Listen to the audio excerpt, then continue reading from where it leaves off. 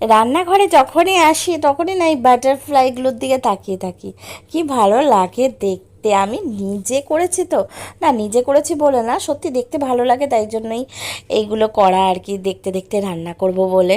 না খুব ভালো লাগে, সেই জন্য আজকে তো ডিমের অমলেট করে নিলাম। আর ডিমের অমলেট করতে করতে চলে আসলাম তোমাদের সাথে আমি নন্দিতা দেখা করতে, আজকে একটা শর্ট ব্লগ নিয়ে। আর এই দেখো তো কাণ্ড, এটা কি ভাবছো যে আমি কার সাথে এরকম বক বক করছি? আরে না না, এটা তো রিলস বানাচ্ছি, রান্না করি ঝড় বৃষ্টি তুফান যাই হোক না কেন, রিলস তো আমাকে বানাতেই হবে, তাই না? সেই জন্য দেখো রিলস বানাতে বানাতে একটুখানি রান্না ভিডিও সব কিছুই করে নিই।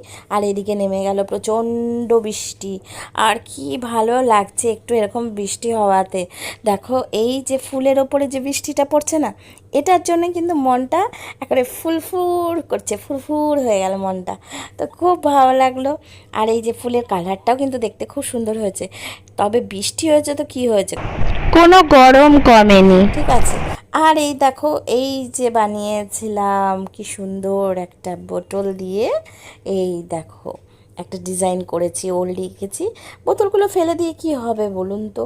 বোতলগুলো ফেলে দিয়ে কোনো লাভ আছে কি? তো সেটাকে কাজে লাগানো যায় না, ঘরে সাজিয়ে রাখা যায়। আমার তো ঘর সাজাতে ভীষণ ভালো লাগে। আপনাদের কার কার ঘর সাজাতে এরকম ভালো লাগে বলুন তো, আমার মতন। আর আমার ভিডিও যদি ভালো লাগে তাহলে একটা লাইক অবশ্যই করে দেবেন, ঠিক আছে? আপনাদের ভালোবাসা নিয়ে থাকতে চাই। টাটা।